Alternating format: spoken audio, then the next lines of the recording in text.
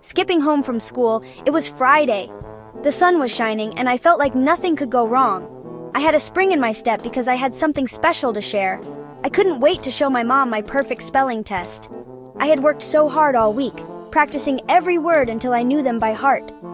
This test was proof of my effort. I held it carefully in my hands, making sure not to bend or smudge it. It was my ticket to a weekend full of praise and maybe even a special treat. At the park, Luca saw his friend Leo. Leo was excited too. They hadn't seen each other all week and had so much to catch up on. He waved his arms, holding a big carton of juice. The bright orange carton seemed almost too big for his small hands. "Leo, look!" he shouted, running over. His excitement was contagious, and I couldn't help but smile. Suddenly, Leo tripped. It happened so fast that no one could react in time. The juice flew through the air, landing with a splat. It was like watching a slow-motion scene in a movie, right on Luca's spelling test. The bright orange liquid soaked into the paper, blurring the perfect letters. My perfect test! Ruined! I couldn't believe my eyes. All my hard work gone in an instant? I felt a surge of anger. I wanted to yell. I wanted to cry. It wasn't fair. Why did this have to happen to me? Deep inside Luca's brain, an alarm bell started ringing. This was the amygdala, the brain's emotion alert center, kicking into action. Imagine the amygdala as a little guard dog. It watches for danger.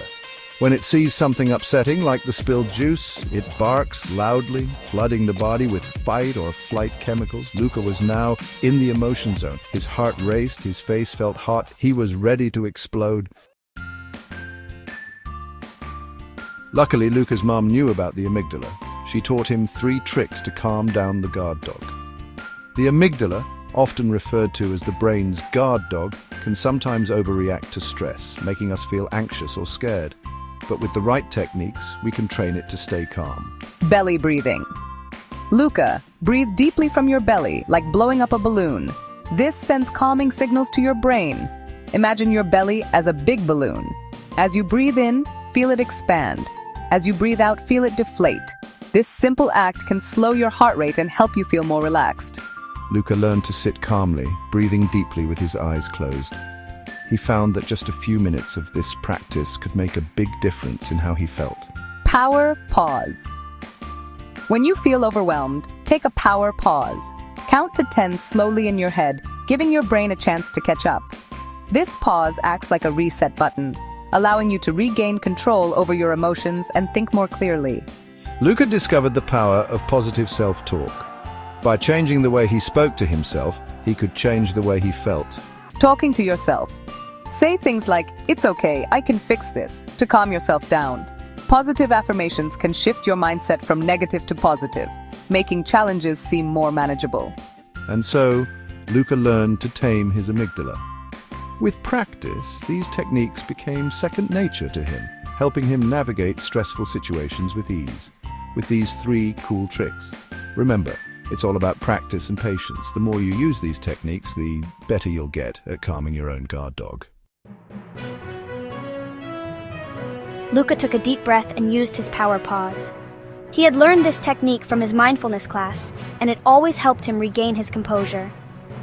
As he inhaled deeply, he felt the tension in his body slowly melt away. He knew he needed to stay calm to resolve the situation. He looked at Leo, who was also upset. Leo's eyes were filled with regret, and Luca could see that his friend hadn't meant to cause any harm. The spilled juice was just an accident, but it had caused a lot of distress between them. "It's okay," Luca said, surprising himself. It was an accident. He realized that holding on to anger wouldn't help either of them. Forgiveness was the key to moving forward. Leo looked relieved. "I'm so sorry, Luca," he exclaimed, his voice trembling. He had been worried that Luca would never forgive him for the mistake. "I'll buy you a new notebook," Leo offered, hoping to make amends. He knew how much Luca valued his notebook and wanted to show that he cared. The 2 friends made up, feeling much better. They hugged and promised to be more careful in the future. Their bond was stronger than ever. Luca realized that even though he couldn't control the juice spill, he could control his reactions. This was a powerful lesson for him, one that he would carry with him for the rest of his life. He felt proud of himself for taming his amygdala. This experience had taught him the importance of staying calm and forgiving others. Luca knew that he had grown as a person, and he was ready to face any challenge that came his way. Did you know that your tummy and your brain are best friends? In our next episode, we'll explore the amazing gut-brain connection and how the food you eat can affect your mood. Stay tuned.